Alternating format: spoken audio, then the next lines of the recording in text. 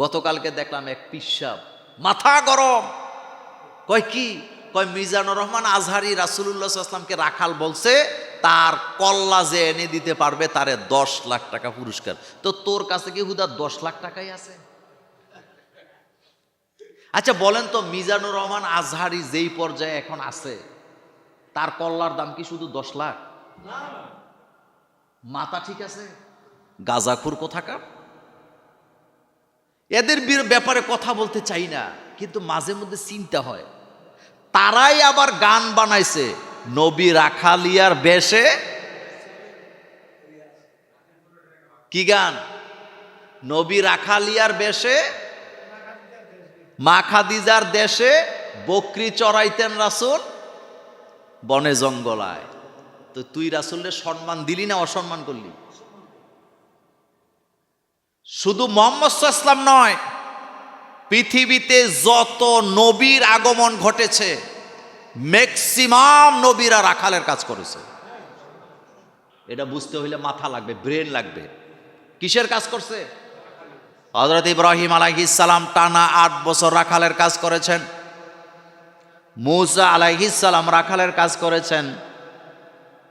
মুহাম্মদ সাল্লাল্লাহু আলাইহি ওয়াসাল্লাম রাখালের কাজ করেছে, অসংখ্য নবীরা করেছেন। আপনি বলবেন এটা কেন আল্লাহ করাইছে? আল্লাহ রাব্বুল আলামিন রাখালের কাজ করায় নবীদেরকে ধৈর্যের পরীক্ষা নিছে। কারণ ছাগল লালন পালন করা এটা সোজা না কঠিন? কত কঠিন!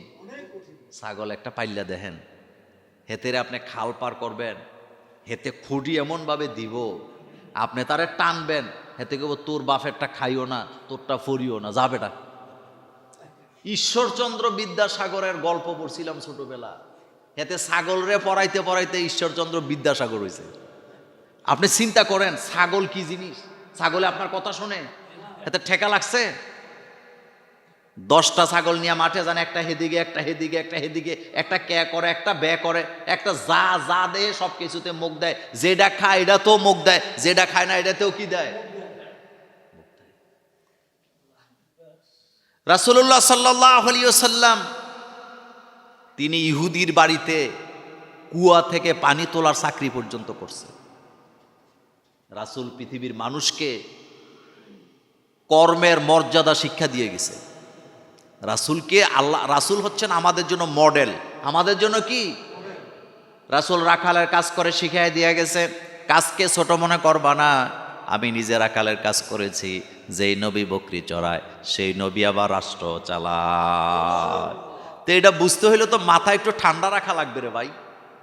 যেই নবী বকরি চড়ায় মাঠে সেই নবী আবার রাষ্ট্র চালায়। তিনি প্রধান বিচারপতি, তিনি সেনা প্রধান, তিনি রাষ্ট্রপ্রধান, তিনি খতিব, তিনি নবী, তিনি রাসূল। এটা বুঝতে হইলে মাথার মধ্যে ঘিলু থাকতে হবে বেটা। নিজেরা বললে দোষ নাই, অন্য বললে। নিজেরাই গান বানাইছে নবী রাখালিয়ার বেশে মা খাদিজার দেশে বকরি চড়াইতেন রাসূল জঙ্গলায়। তো তুমি যে বলছো ওইটা সমস্যা হয়নি, না বুঝলে যা হয় আর কি। নিজের বেলা 16 আনা, অন্যের বেলা 1 আনাও নাই। রাসূলকে আল্লাহ পাক যেই যেই গুণাবলী দিয়া দুনিয়াতে পাঠাইছেন, এই গুণগুলি সহ রাসূলকে মানা, রাসূলের প্রতি ভালোবাসা ঈমান। কিন্তু নিজের মতো করে ব্যাখ্যা করা এটা ঈমান হতে পারে না। কারণ রাসূলুল্লাহ সাল্লাল্লাহু আলাইহি ওয়াসাল্লাম এমন এক ব্যক্তিত্ব, তাকে সর্বোচ্চ মর্যাদা দিয়া দুনিয়াতে পাঠাইছে কে? আল্লাহর কাছে সবই, তিনি সর্বময় ক্ষমতার মালিক। আলা কুল্লি শাইইন কদির, তিনি যা চান তাই করেন। করার জন্য ডাল তরবারি কোনো কিছুর দরকার নেই। ইজা আরাদা শাইআন আইয়াকুলা লাহু কুন ফায়াকুন। তিনি যখন কোনো কিছু করতে ইচ্ছে করেন তিনি শুধু হুকুম জারি করেন, কুন হও, সাথে সাথে হয়ে যায়।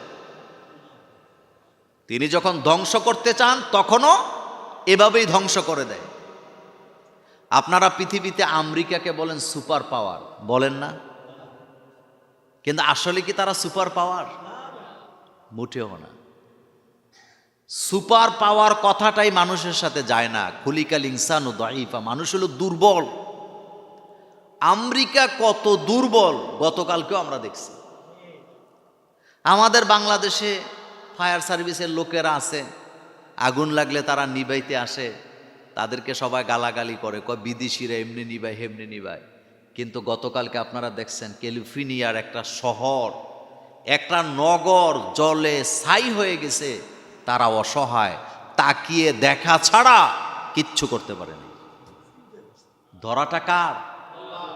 ওয়ামাকারু ওয়ামাকার আল্লাহ আল্লাহু খায়রুল মাকিরিন।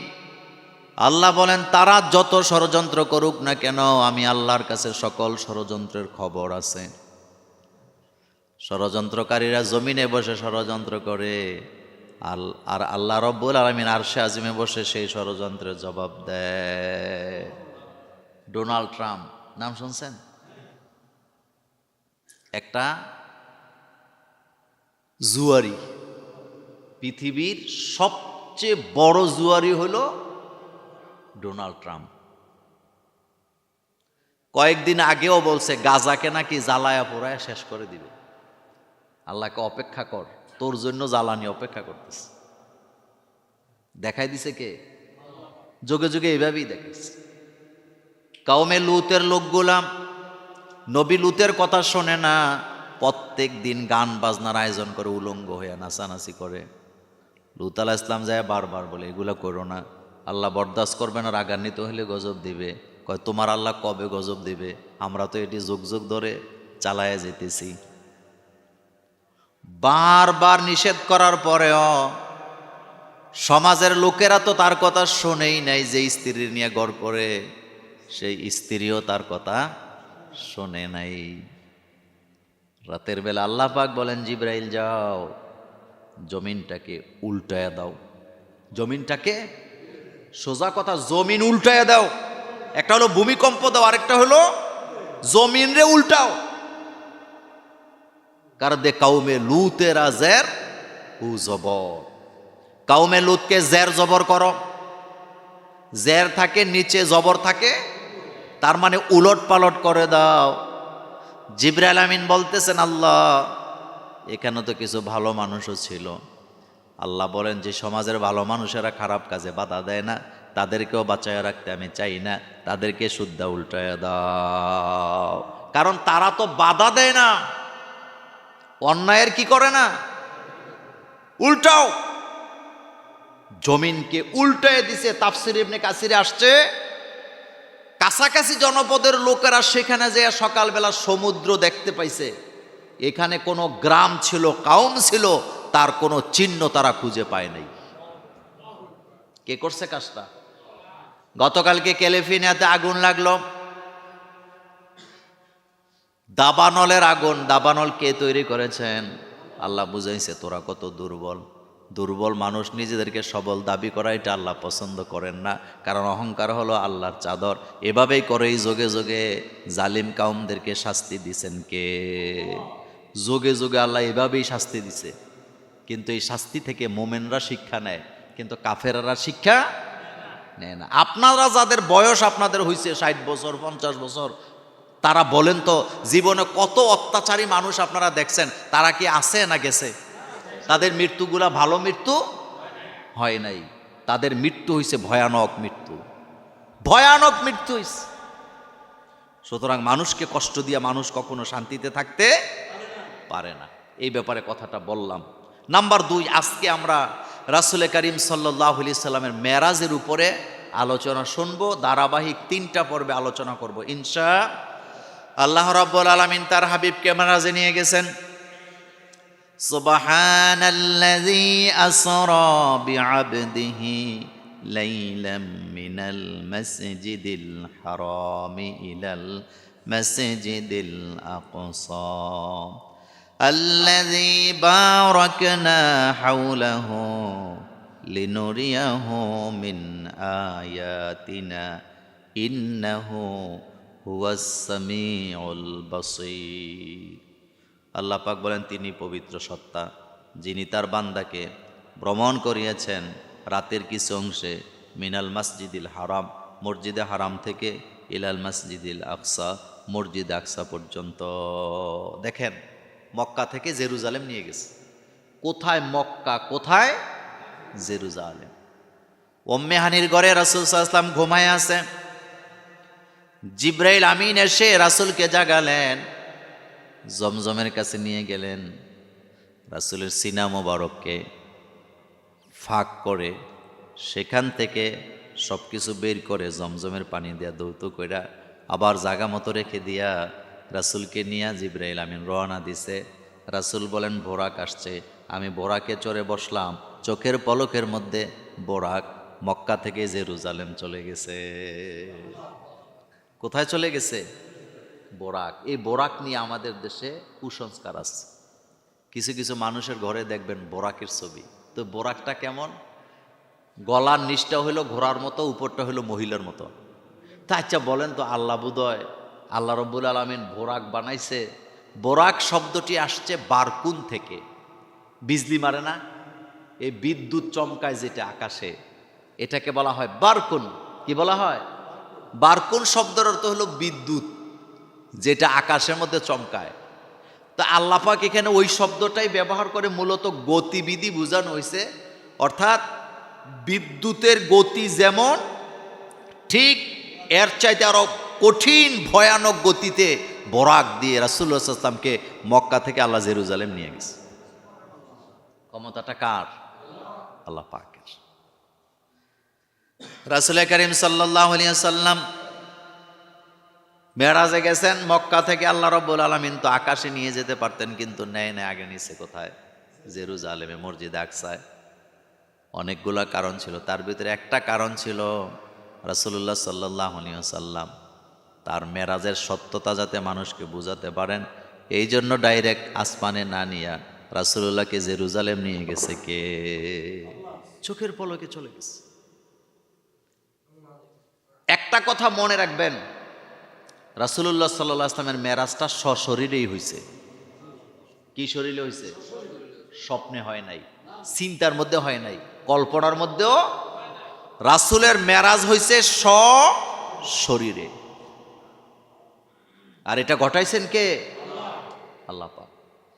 রাসূল মেরাজ থেকে এসে মেরাজের কথা বলতেছে। আবু জাহিল বলতেছে, মুহাম্মদ সাল্লাল্লাহু আলাইহি ওয়াসাল্লাম তোমারে এতদিন পাগল বলতাম, কিন্তু কোনো দলিল টলিল আসিল না। কিন্তু আজকে যখন তুমি বলছো রাতের কিছু অংশের মধ্যে তুমি মক্কা থেকে জেরুজালেম গেছো, সেখান থেকে প্রথম আকাশ, দ্বিতীয় আকাশ, তৃতীয় আকাশ, সপ্ত আকাশ, সিদরাতুল মুনতাহা, সেখানে চলে গেছো, এখন বোঝা যায় তুমি একটা কি শুধু পাগল না, বড্ড পাগল তুমি। তো মুহাম্মদ, তুমি যে এই কথাগুলি বলতেছ, এই কথাগুলো তোমার সবচেয়ে প্রিয় বন্ধু আবু বকর সিদ্দিকের কাছে বলি। তার চিন্তা হলো মানুষকে পথভ্রষ্ট করার একটা সুযোগ তৈরি হয়েছে। এটা হলো গোল্ডেন অপরচুনিটি তার জন্য। রাসূলকে যাও এখন বলে আসো। দৌড়ে গেছে, যায় কয়, আবু বকর তোমার বাল্য বন্ধুকে নবী বলে মেনে নিয়েছ, সে তো পাগল হয়ে গেছে। কয় কি, কেন? কয় সে বলল গত রাত্রে নাকি তার মেরাজ হয়েছে মক্কা থেকে জেরুজালেম। কত দূর! সেখান থেকে বলে আবার প্রথম আকাশ, তৃতীয়, চতুর্থ, পঞ্চম, একেবারে সপ্ত আকাশ ঘুরে জান্নাত জাহান্নাম দেখে নাকি আবার চলে আসছে, কিন্তু রাত্র নাকি শেষ হয় নাই। বলো তো এটা কি সম্ভব? হযরত আবু বকর সিদ্দিক হাসি দিয়া বলতেছে, অবশ্যই সম্ভব। রাসূলের দরবারে আবু জাহিল নিয়ে গেছে, যায় দেখে রাসূল এখনো মেরাজের ঘটনা বর্ণনা করতেছেন। আবু বকর সিদ্দিক দরজায় দাঁড়ায় কয়, সাদ্দাকতা ইয়া রাসূলুল্লাহ, আপনি যে মেরাজের ঘটনা বলেছেন এটা 100% সত্য। আল্লাহ রাসূল কয়, আমিও তোমার একটা উপাধি দিলাম, তুমি হলা সিদ্দিকে আকবর। সিদ্দিকে অর্থাৎ সত্যবাদীদের মধ্যে শ্রেষ্ঠ সত্যবাদী তুমি, মানে সত্যবাদীদের মধ্যে শ্রেষ্ঠ সত্যবাদী তুমি। সুবহানাল্লাহ। আবু জাহিল কয়, তুমি যে মেরাজে গেছো কোনো সবুত টবুত আছে নাকি? রাসূলকে অনেক সবুত দিতে আছে, সবুত দেখাবার জন্য তো আল্লাহ আমারে নিয়ে গেছে। আমি যখন মক্কা থেকে জেরুজালেম যাচ্ছিলাম, পথের মধ্যে একদল লোকেরা তাদের ওট হারায়া খুঁজতেছিল, আমি তাদের ওটের সন্ধান দিয়েছি। আবু জাহেল তাদেরকে বাইর কর, খুঁজা বাইর করছে ওই কাফেলা। জিজ্ঞেস করতেছে এত তারিখে রাত্রে তোরা কোথায় ছিলি? আমরা কাফেলা নিয়ে রাস্তায় আসছিলাম। কোনো দুর্ঘটনা ঘটছে নাকি? কয় হ্যাঁ ঘটছে। কয় সেটা কি? আমরা আমাদের উট হারাইছিলাম। তো পাইছত কেমনে? কয়েকটা লোকের দেখলাম এদিক দিয়ে যায়। আমরা জিজ্ঞেস করলাম আপনি কি আমাদের উটটা দেখছেন? তিনি আমাদেরকে ইশারা দিয়া যেই জায়গায় বলছে আমরা সেই জায়গায় আমাদের উট পেয়েছি। আল্লাহ রাসূল কয় যিনি ইশারা দিছিলেন তিনি আমি মুহাম্মদ সাল্লাল্লাহু আলাইহি ওয়াসাল্লাম। শুনেন, মেরাজের ঘটনা শোনার পর অনেক মুসলমানেরা ঈমান ত্যাগ করছে। অসংখ্য মুসলমান ঈমান ত্যাগ করছে। তার মানে বোঝা গেল ইসলামের বিষয়গুলো বুঝতে হইলে কি লাগে? ব্রেন লাগে। ঠান্ডা মাথায় বুঝতে হয়, গরম মাথায় বোঝা যায় না। এটা কি মাথা লাগে? গরম মাথায় বোঝা যায় না। আমাদের দেশে কিছু গরম মাথাওয়ালা আছে। গতকালকে দেখলাম এক পিসাব, মাথা গরম। কয় কি? কয় মিজানুর রহমান আজহারি রাসূলুল্লাহ সাল্লাল্লাহু আলাইহি ওয়াসাল্লামকে রাখাল বলছে তার কল্লা যে এনে দিতে পারবে তারে 10 লাখ টাকা পুরস্কার। তো তোর কাছে কি হুদা 10 লাখ টাকাই আছে? আচ্ছা বলেন তো, মিজানুর রহমান আজহারি যেই পর্যায়ে এখন আছে তার কল্লার দাম কি শুধু 10 লাখ? মাথা ঠিক আছে? গাজাখুর কোথাকার। এদের ব্যাপারে কথা বলতে চাই না, কিন্তু মাঝে মধ্যে চিন্তা হয়। তারাই আবার গান বানাইছে নবী রাখালিয়ার বেশে। কি গান? নবী রাখালিয়ার বেশে মা খাদিজার দেশে বকরি চড়াইতেন রাসূল বনে জঙ্গলায়। তো তুই রাসূলের সম্মান দিলি না অসম্মান করলি? শুধু মুহাম্মদ সাল্লাল্লাহু আলাইহি ওয়াসাল্লাম নয়, পৃথিবীতে যত নবীর আগমন ঘটেছে ম্যাক্সিমাম নবীরা রাখালের কাজ করেছে। এটা বুঝতে হইলে মাথা লাগবে, ব্রেন লাগবে। কিসের কাজ করছে? হযরত ইব্রাহিম আলাইহিস সালাম টানা 8 বছর রাখালের কাজ করেছেন। মূসা আলাইহিস সালাম রাখালের কাজ করেছেন। মুহাম্মদ সাল্লাল্লাহু আলাইহি ওয়াসাল্লাম রাখালের কাজ করেছে। অসংখ্য নবীরা করেছেন। আপনি বলবেন এটা কেন আল্লাহ করাইছে? আল্লাহ রাব্বুল আলামিন রাখালের কাজ করে নবীদেরকে ধৈর্যের পরীক্ষা নিছে। কারণ ছাগল লালন পালন করা এটা সোজা না কঠিন? কত কঠিন! ছাগল একটা পাইল্লা দেখেন, হেতেরে আপনি খাল পার করবেন, হেতে খুঁড়ি এমনভাবে দিব আপনি তারে টানবেন, হেতে কেবল তোর বাপেরটা খাইও না, তোরটা ফরিও না, যাবেটা। ঈশ্বরচন্দ্র বিদ্যাসাগরের গল্প পড়ছিলাম ছোটবেলা। এতে ছাগল রে পড়াইতে পড়াইতে ঈশ্বরচন্দ্র বিদ্যাসাগর হয়েছে। আপনি চিন্তা করেন ছাগল কি জিনিস। ছাগলে আপনার কথা শোনে? এতে ঠেকা লাগছে। 10টা ছাগল নিয়ে মাঠে যান, একটা হেদিকে একটা হেদিকে একটা হেদিকে, একটা ক্যা করে একটা ব্যা করে, একটা যা যা দেয় সব কিছুতে মুখ দেয়। যেটা খায় এটা তো মুখ দেয়, যেটা খায় না এটাতেও কি দেয়? রাসূলুল্লাহ সাল্লাল্লাহু আলাইহি ওয়াসাল্লাম তিনি ইহুদির বাড়িতে কুয়া থেকে পানি তোলার চাকরি পর্যন্ত করছে। রাসূল পৃথিবীর মানুষকে কর্মের মর্যাদা শিক্ষা দিয়ে গেছে। রাসূল হচ্ছেন আমাদের জন্য মডেল। আমাদের জন্য কি?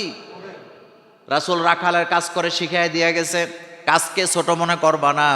আমি নিজে রাখালের কাজ করেছি। যেই নবী বকরি চড়ায় সেই নবী আবার রাষ্ট্র চালায়। তো এটা বুঝতে হইলে তো মাথা একটু ঠান্ডা রাখা লাগবে রে ভাই।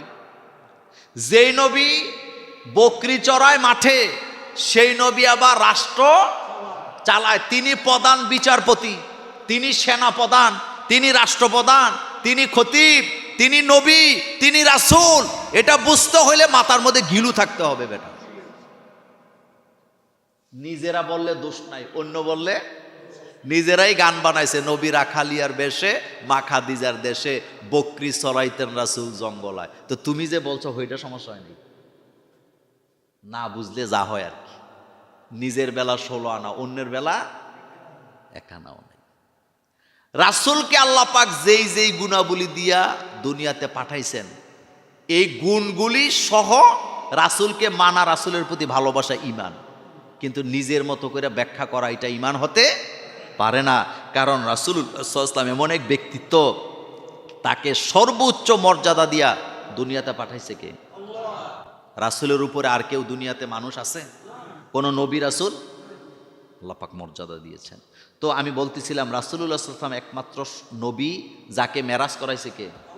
আর কোন নবীর মেরাজ হয় নাই, এটা আপনাকে মনে রাখতে হবে। এবার আল্লাহ পাক কি বলছেন দেখেন, সুবহানাল্লাযী, পবিত্র সত্তা তিনি, আল্লাযী যিনি আসরা বিআবদিহি, ভ্রমণ করিয়েছেন তার বান্দাকে, লাইলাম মিনাল মসজিদিল হারাম, লাইলান মানে রাতের কিছু অংশে, মিনাল মসজিদিল হারাম, মসজিদে হারাম থেকে, ইলাল মসজিদিল আকসা, মসজিদ আকসা পর্যন্ত।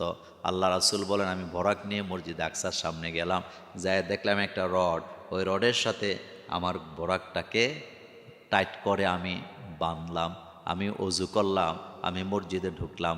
জিবরাইল আমাকে বললেন রাসূল আপনি ইমামতিতে নামাজ শুরু করেন। রাসূল জিজ্ঞেস করলেন আমি ইমামতি করলে পেছনে নামাজ পড়বে কারা? এবার জিবরাইল বললেন সমস্ত নবী রাসূলেরা আপনার পেছনে নামাজ আদায়। সাল্লাইতু ফিহি রাকাতাইন, আমি 2 রাকাত নামাজ আদায় করলাম। সুম্মা খারাজতু, তারপরে সেখান থেকে বাইরে হলাম। ফাজাআনি জিবরাইল আলাইহিস সালাম, তখন জিবরাইল আসলেন। জিবরাইল আমিন এসে আমার জন্য আরেকটা যানবাহন নিয়ে আসলেন, সেটাও দেখতে পেলাম দুধের মতো সাদা। ফাকালা জিবরাইল, জিবরাইল আমাকে বললেন রাসূল আপনি চরে বসেন। আমি বসলাম। সুম্মা আরাজা বিনা ইলা সামাই, আমাকে জিবরাইল সেই রফরফ সহ এক লাফে প্রথম আকাশে চলে গেছে। সুবহানাল্লাহ পড়েন। কয় লাফ? সুম্মা আরাজা বিনা ইলা সামাই ফাস্তাফতাহা বিজিবরাইল, সেখানে যাওয়ার পরে জিবরাইল দরজার কড়া নাড়া দিলেন। কি নাড়া দিছে? তার মানে আকাশের দরজা খোলা থাকে না বন্ধ থাকে? দরজা বন্ধ। জিবরাইল যখন দরজা নাড়া দিছে, ফাকিলা মান আনতা, সেখান থেকে প্রশ্ন করা হয়েছে আপনি কে? কলা জিবরাইল, জিবরাইল বললেন আমি জিবরাইল। আমি কে? জিবরাইল, দরজা এখনো খোলা হয় না। অমাম্মা আকা, এবার প্রশ্ন করছে আপনার সাথে কে? অমাম্মা আকা, আপনার সাথে কে? কলা মুহাম্মাদুন, জিবরাইল বলে আমার সাথে মুহাম্মাদুর রাসূলুল্লাহ সাল্লাল্লাহু আলাইহি ওয়াসাল্লাম। তাহলে আমরা কয়জন? একজন জিবরাইল আর একজন মুহাম্মাদুর। সহিহ হাদিস, এটাই মেরাজের মূল হাদিস, আমি যেটা এখন আপনাকে শোনাচ্ছি। বলা হলো আপনার সাথে কে? কয় আমার সাথে মুহাম্মদ সাল্লাল্লাহু আলাইহি ওয়াসাল্লাম। এখন বলবেন দরজা কেন বন্ধ? এটা নিরাপত্তা শিক্ষা দেওয়া হয়, কারণ দরজা খোলা থাকলে শয়তানের শয়তানি সেখানে আসে না। না, দরজা খোলা থাকে না বন্ধ থাকে? বন্ধ থাকে। দরজা জানালা খুললে ভাত খায়েন না, দৃষ্টি পড়ে। সে আলোচনা আরেকদিন করব। এবার রাসূল বলেন যখন খোলা হলো, কিলা ওয়াকাদ বুইস ইলাইহি, ক্বালা কাদ বুইসা ইলাইহি ফাফুতিহা লানা। জিবরাইল, এবার জিবরাইলকে জিজ্ঞেস করা হলো মুহাম্মদ সাল্লাল্লাহু আলাইহি ওয়াসাল্লামকে কি এখানে দাওয়াত করা হইল নাকি? ফেরেশতারা বললেন দাওয়াত করা হয়েছে নাকি? জিবরাইল কয় হ্যাঁ, তাকে আল্লাহ ডেকেছেন মেরাজে নেওয়ার জন্য। বলার সাথে সাথে ফাফুতিহা লানা, আমাদের জন্য দরজা খোলা হলো। ফাফুতিহা লানা, আমাদের জন্য দরজা খুলে দেওয়া হলো। সুবহানাল্লাহ, আমাদের জন্য গেট খুলে দেওয়া হলো। এই জন্য বলি নিরাপত্তাটা মেরাজ শিক্ষা দিছে আমাদেরকে।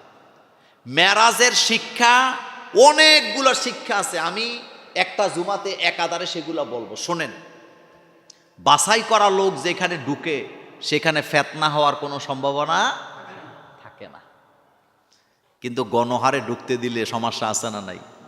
দেখেন মিজানুর রহমান আজহারি যশোরে মাহফিল করছে, সব মানুষ গেছে, তো পকেট মার বোধহয় যায় নাই। 300 জিডি হয়েছে, 300 জিডি হয়েছে, 300। কারো মোবাইল নাই, কারো মানি ব্যাগ নাই, কারো গলা চেইন নেই। আচ্ছা বলেন তো, গণহারে লোক গেছে, তার মানে চোরের কোনো শ্বশুর বাড়ি নাই, হয়েছে চুরি।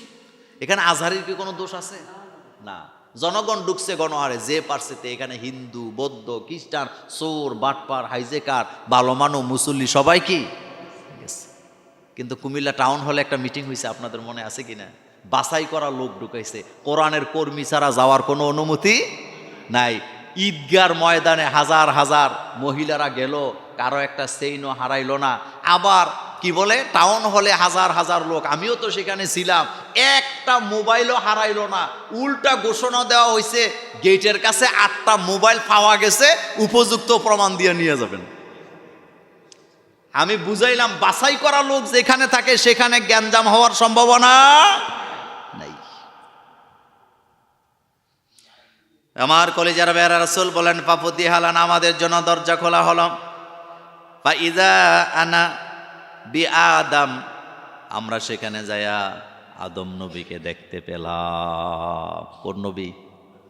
তাহলে প্রথম আকাশে কোন নবী আছে?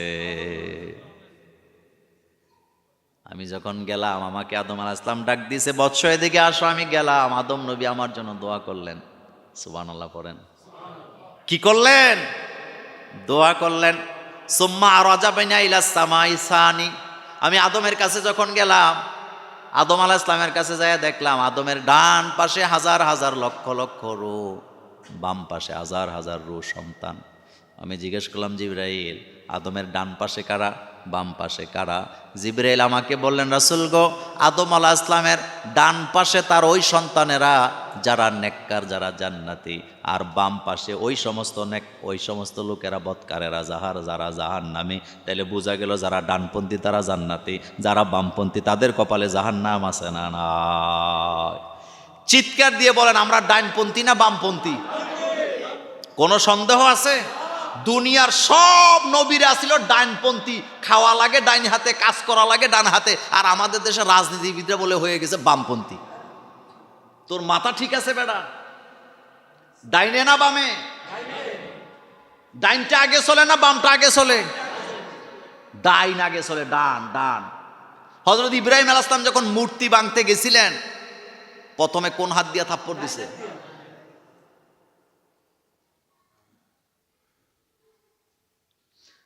রাসূল কারীম সাল্লাল্লাহু আলাইহি সাল্লাম বলেন, প্রথম আকাশে আমি এই অবস্থা আদম আলাইহিস সালামের কাছে দেখলাম। সেখান থেকে সুম্মা আরাজা বিনা ইলা সামাই সানি, সেখান থেকে আমাকে নিয়ে জিবরাইল দ্বিতীয় আকাশে চলে গেলেন। কোন আকাশে? ফাস্তাফ তাহা জিবরাইল আলাইহিস সালাম, ওই আগের মতো ঘটনা।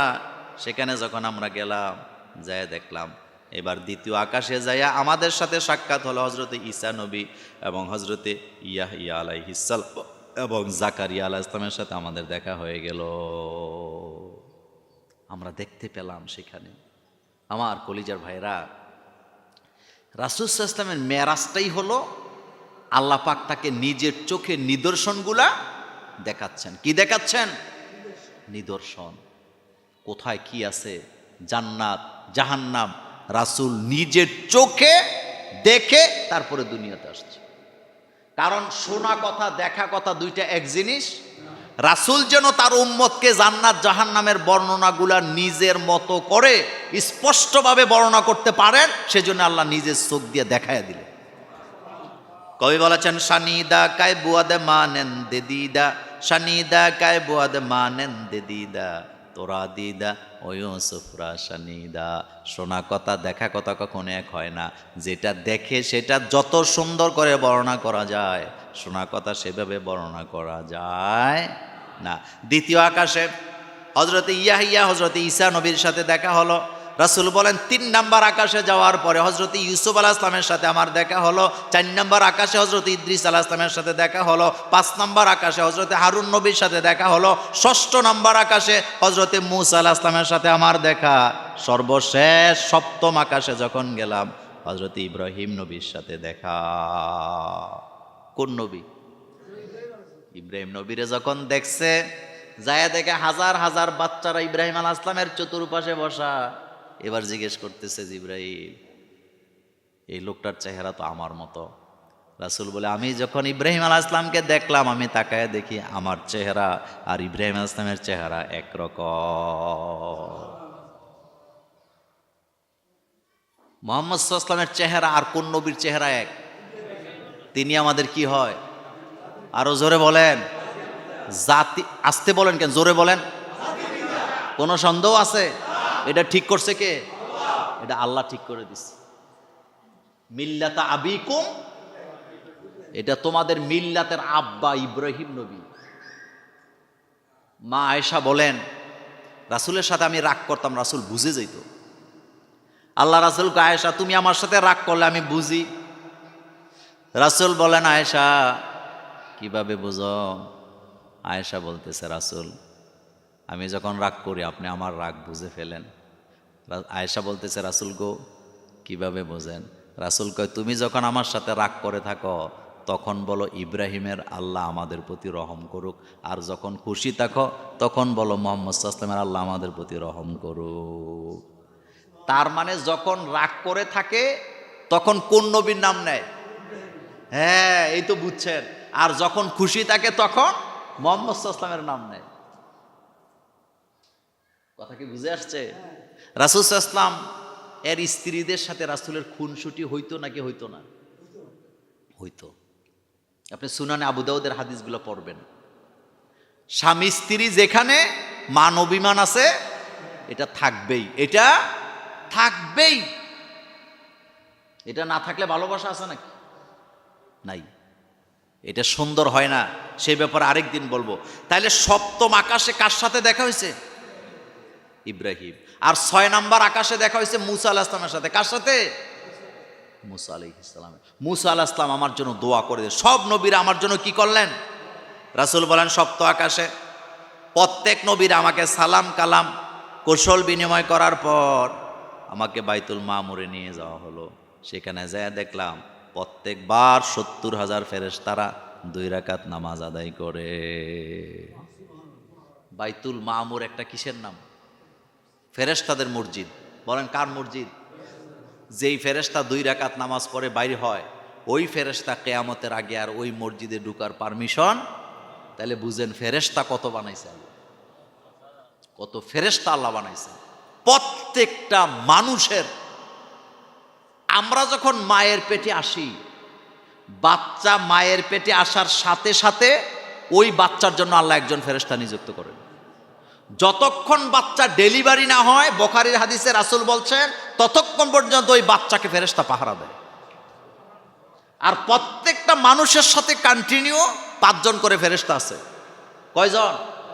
একজন খাবারের ফেরেশতা, একজন কথা বলার ফেরেশতা, একজন হাঁটা চলার ফেরেশতা, আর 2 জন হলো একজন ডান কাঁধে আর একজন বাম কাঁধে। কয়জন হইছে?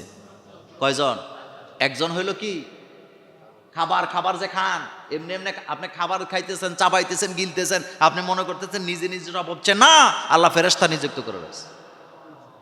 2 নাম্বার কথা বলা। এই যে কথা বলতেছেন, মৃত্যুর আগে জবান বন্ধ হয় না, কথা বলার ফেরেশতা বিদায় চলে গেছে, আর কথা বলতে পারবেন না। 3 নাম্বার হাঁটা চলা। মানুষ মৃত্যুর আগে কি হয়? হাঁটা চলা বন্ধ হয়ে যায়, ফেরেশতা চলে গেছে। আর 2 জন, একজন ডানে আরেকজন কিরামান কাতিবিন ইয়ালামুনা মা তাফআলুন। ফেরেশতা দিয়ে আল্লাহ ভর্তি করে। ফেরেশতারা হলো আল্লাহ পাকের রাষ্ট্রীয় কর্মচারী। সুবহানাল্লাহ পড়েন। ফেরেশতারা আল্লাহর কি? এ মসজিদে ফেরেশতা নাই? সিনেমা হলে আছেন? তো বলতেছিলাম আল্লাহ রাসূল বলেন 70,000 ফেরেশতা এক একবারে নামাজ আদায় করে। সুবহানাল্লাহ। তারা একবার নামাজ পড়লে আর দ্বিতীয়বার সুযোগ। রাসূল বলেন সেখান থেকে সিদরাতুল মুনতাহা গেলাম। কোথায় গেল? সিদরাতুল মুনতাহা। সেখানে আমি যাই 4টা নদী দেখলাম। 4টা নদী। কয়টা? 2টা প্রকাশ্যে, 2টা অপ্রকাশ্যে। 2টা দেখা যায় আর 2টা দেখা যায় না। ফোরাত নদী, নীল নদী, এই কথাগুলো হাদিসে আসছে। রাসূলকে আল্লাহ পাক এটা দেখায়া বর্ণনা দিছে। ফোরাত নদী, নীল নদী যত লম্বা, যে এলাকা নিয়ে আছে পুরা এলাকাটা রাষ্ট্রপ্রধান আমি আল্লাহ আপনাকে বানায় দেব। রাসূল রাষ্ট্র চালাইছে, রাসূলের বিরুদ্ধে কোনো অভিযোগ ছিল? কোনো অভিযোগ ছিল? কেউ কি করতে পারছে? কারণ এখানে ইনসাফ আছে। বলেন এখানে কি আছে? ইনসাফ। রাসূল নিজের সাহাবাদের বিরুদ্ধেও সত্যের বিষয়ে রায় দিতে কোনো দ্বিধা করে নাই। সাহাবা বিচার মানে নাই। হযরত ওমর তাকে কি করলেন? কল্লা ফালায় দিলেন। কারণ রাসূলের বিচার যারা মানে না তারা দুনিয়াতে বাঁচার কোনো রাস্তা। আমার কলিজার বেড়া আল্লাহ রাসূল বলেন বাইতুল মামুরে যাওয়ার পর এক পেয়ালা শরবত আমাকে দেওয়া হলো, একটাতে দুধের শরবত, আরেকটা হলো মধুর শরবত আমার সামনে আনা হলো। আল্লাহ রাসূল মধুটা পান করেন নাই, রাসূল দুধটাই পান করলেন। রাসূল বলেন, আমি যদি মধুটা পান করতাম আমার উম্মতের সর্বনাশ হয়ে যেত। পরীক্ষা চলছে। কি চলছে? পরীক্ষা। ব্যাখ্যা দেব না, সময় কই পাবো। তাহলে লিনুরিয়াহু মিন আয়াতিনা, রাসূলুল্লাহ সাল্লাল্লাহু আলাইহি ইসলামকে নিদর্শন জান্নাত জাহান্নাম দেখাবার জন্য নিয়ে গেছে কে? রাসূল মেরাজ থেকে এসে আয়েশাকে বলতেছে, আয়েশা, জাহান্নামে আমি নারীদেরকেই বেশি দেখলাম। কাদেরকে বেশি দেখছেন? মহিলাদেরকে। বলেন কাদেরকে? মা আয়েশা বলেন, রাসূল আমাদেরকে বেশি দেখার কারণ কি? রাসূল বললেন, তোমাদেরকে বেশি দেখার কারণ দুইটা। এক নাম্বার কারণ হলো তোমরা স্বামীর প্রতি কৃতজ্ঞতা প্রকাশ করো না।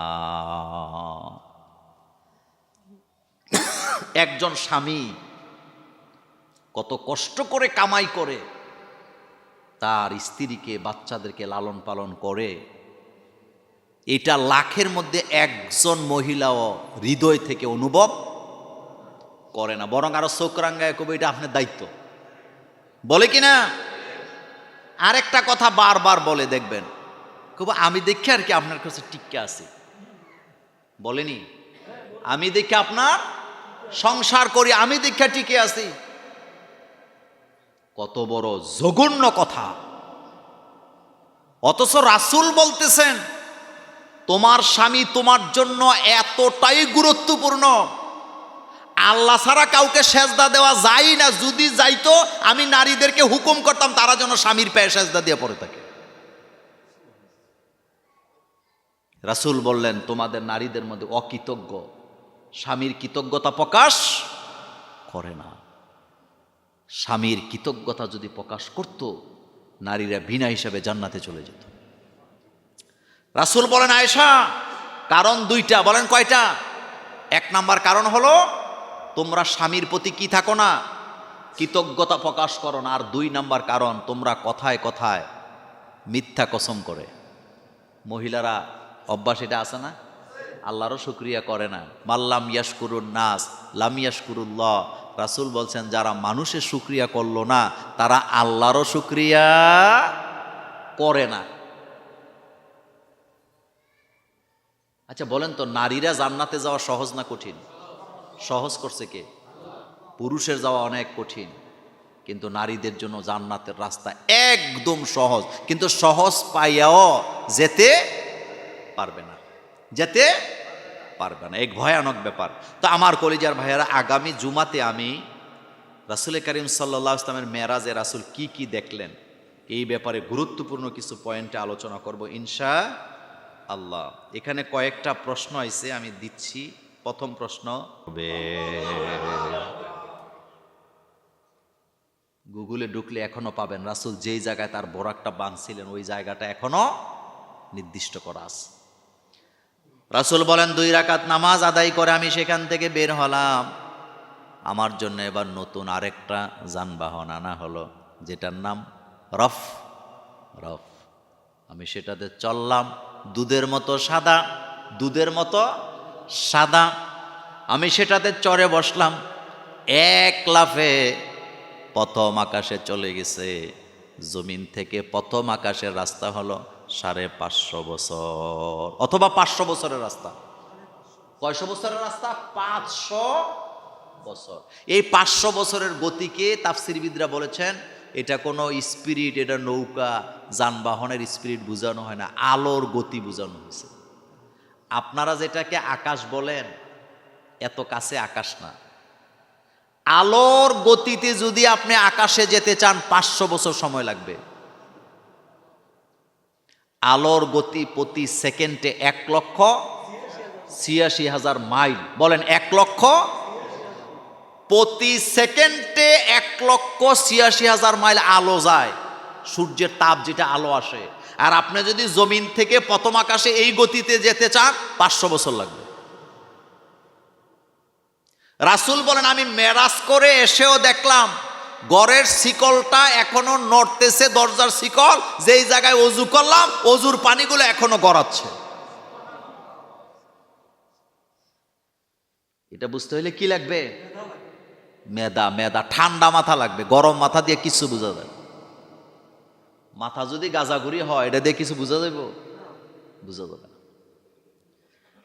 আল্লাহ পাক বলেন কেন নিলাম, দেখেন এবার আল্লাহ বলছেন আল্লাযী বারাকনা হাওলা। আল্লাহ পাক বলেন আমি মেরাজের চতুর্পাশটাকে বরকতময় করলাম, লিনুরিয়াহু মিন আয়াতিনা, আমি আমার নবীকে আমার নিদর্শনগুলো দেখাবার জন্য, আমার রহস্যগুলো দেখাবার জন্য আমি আমার নবীকে মেরাজে নিলাম। লম্বা হাদিস আছে। হযরত আনাস রাদিয়াল্লাহু তাআলা আনহু বলেন আন্না রাসূলুল্লাহ সাল্লাল্লাহু আলাইহি সাল্লাম কল, রাসূল বলেন উতিতু বিল বোরাক, আমার জন্য বোরাক আনা হলো, হুয়া দাব্বাতুল আবিয়াদ, সেটা দুধের চেতে আরো সাদা, তবিলুন ফাওকাল হিমার, লম্বাটা হবে গাদার মতো। মনোযোগ আছে আপনাদের? লম্বাটা কিসের মতো? গাদার মতো। আমাদের দেশের লোকেরা গাদা খুব একটা চিনে না। গাদাটা হলো গরুর বাছুরের কাছাকাছি, কথা ঠিক না? এবার রাসূল বলেন আমি তার মধ্যে চড়ে বসলাম, এক টানে সে আমাকে একটা লাফে বাইতুল মুকাদ্দাসে নিয়ে নামায় দিছে। কি তার স্পিড, কি তার গতি! আর আমাদের দেশে ক্যালেন্ডারের মধ্যে বোরাক বানায়। বোরাকের আবার একটা লেজও আছে, চুলও আছে, আবার মহিলাদের মধ্যে, নায়িকাদের মধ্যে আবার পাখাও আছে। দেখছেন না বোরাক? ছোটবেলা একজনের বাড়িতে গেছিলাম, উনি তাঁতের কাজ করতো। আগে হাত দিয়ে আর লুঙ্গি বানিয়ে নিত না, দেখছেন না আপনারা? আমি দেখছি, হ্যাঁ নিজে দেখছেন, এরকম করতো না। তো ওনার ঘরে যাইয়া দেখি ওনার মাথার উপরে এইরকমের একটা ছবি লটকায় আছে। তো ছোট তো তখন স্কুলে পড়ি, কোন ক্লাসে পড়ি মনে নাই। উনি আবার আমার বাপের বন্ধু আছিল। তো জিজ্ঞেস করলাম এটা কি? কয় তোবাস তোবাস তোবাস, এটা ছিল না। আমি বললাম কি এটা? কয় এটা হলো বোরাক, রাসূলুল্লাহ সাল্লাল্লাহু আলাইহি ওয়াসাল্লাম এটা দিয়েই মেরাজে গেছে। তখন তো আর মাদ্রাসায় পড়ি না, হাদিস করানো যায় না, মনে মনে ভাবলাম আরে এত সুন্দর বোরাক। পরে হাদিস পড়া বুঝলাম এটা ভুয়া। এটা কি?